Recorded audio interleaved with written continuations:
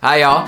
So I'm probably sort of, incredibly late to covering this. I mean, let's be honest here. This movie's probably not even playing in theaters anymore by the time that this comes out. But I'll say, please forgive me a little bit. I've been busy the last month or so. I mean, I haven't posted a single thing because I've been doing stuff. And by that I mean, I went to Japan.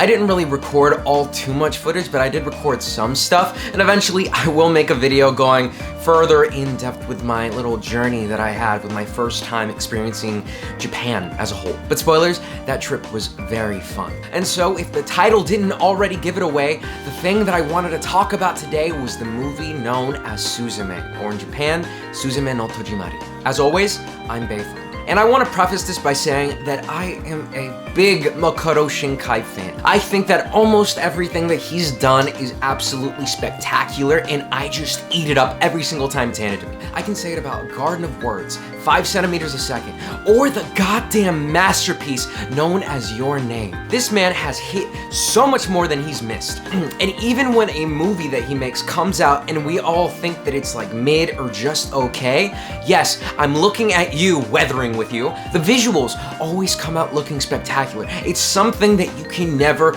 argue about with the Makoto Shinkai film. So at the very least, I knew that going into Suzume, the movie was gonna look glorious. It was gonna look fantastic. And whoop-de-doo, that is exactly what happened. Listen, in all fairness to the Makoto Shinkai films, I think this guy gets kind of a bad rap. I'm not saying this because I've seen him be particularly shitted on or anything like that, but it's because he has such a high expectation of him ever since Your Name came out. People expect him to keep dropping masterpieces left and right whenever he can. And, well, with what we've seen with Weathering With You, that's not always gonna be the case. I mean, really, you can't expect all this much on just one single guy. Yeah, I know there's a whole team behind him and everything, but he's the creative mastermind behind everything. And I know that it might be sounding like I'm incredibly bad-mouthing Weathering With You, but it was just a big step down. It was a movie that I can rewatch and think that it's an enjoyable experience, but it's not gonna have a profound effect on me. It's really just an okay movie. And there's nothing wrong with that. It's just that, once again,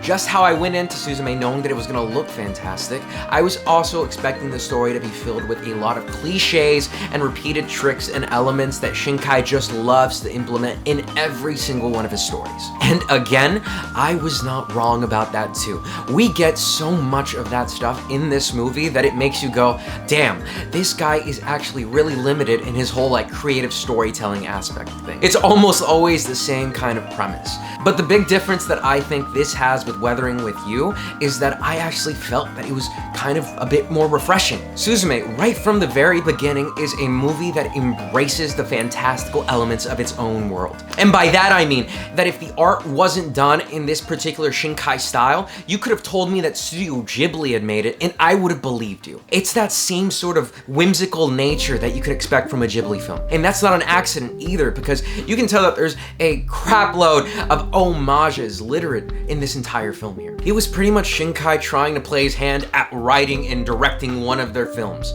I can only try to imagine what Miyazaki thought when he watched the movie for the first time, that bastard. But nonetheless, this take on this movie made it feel so much more fun. It was an adventure that I think pretty much anyone can enjoy. The story might not be the deepest thing that you've ever seen, but it's enough to keep you captivated. Granted, I do want to say one thing about the story. There is this running theme in Shinkai films about how they connect to real-world events. That is something that's woven into this movie rather well.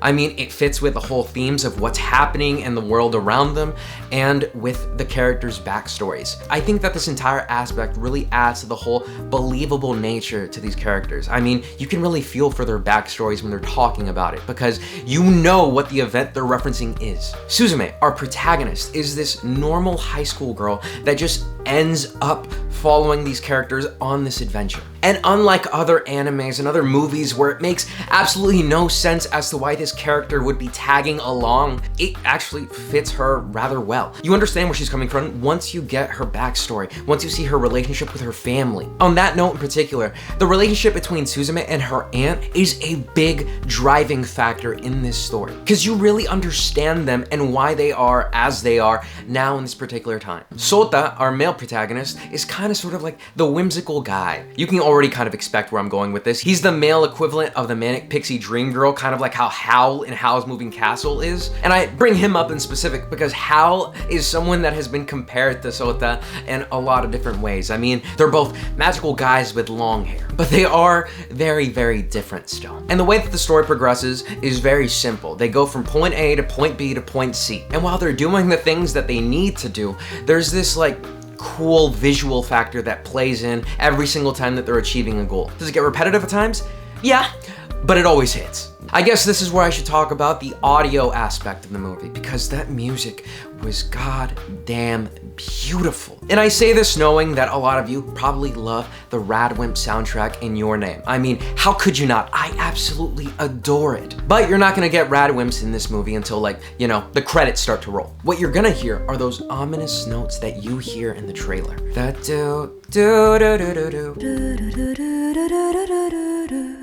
Like for me, that just gives me like tingles and raises my hairs all throughout my body. It just sounded fantastic. And then the music eventually develops into this like really mysterious synth kind of sound that really knows how to set this like ambiance of you don't know what's gonna happen next. I absolutely loved its musical score. And when it was tied in with those big picture, beautiful set pieces, oh my God, that's the cherry on top. That's perfect. This movie really knows how to make a gorgeous scene. But I would say I'm probably biased on all of these elements for one big thing. I saw this movie in IMAX, so that probably sways my opinion of it a little bit more. I feel like the best way to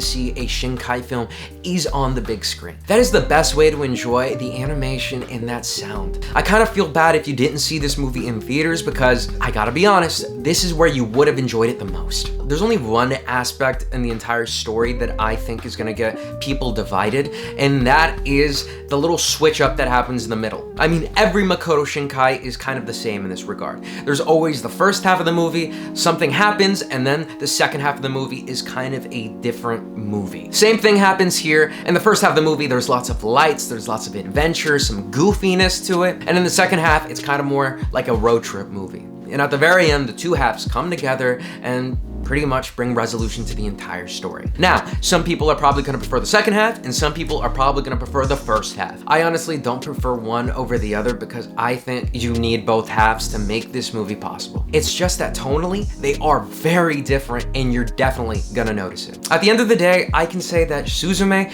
is probably number 2 in my list of my favorite Shinkai films now. Is it gonna change your whole viewpoint on anime, or is it gonna like blow your mind? Absolutely not. It's another Shinkai film, so if you've seen one, you probably know how the other ones are gonna play out. But I do think it is a very, very fun experience. So if you didn't get to watch it in theaters, please, I beg of you, if you can, when it comes out on streaming, watch it in day one. You're not gonna regret watching this beautiful film one bit. And with that, I think that pretty much wraps up my thoughts on the movie. What did you think about it if you've seen it? Please, let me know down in the comments below. I can't believe that I actually went and saw this movie like the day after I came from Japan. Jet lagged as all hell, did not sleep the night before, and I still enjoyed the hell out of this movie. Watching it was the last thing I needed to do on my entire list, so that probably let me relax a little bit. And now, I just can't wait to make more videos again. As always, I was Bayfund, and I'll see you guys next time. Peace.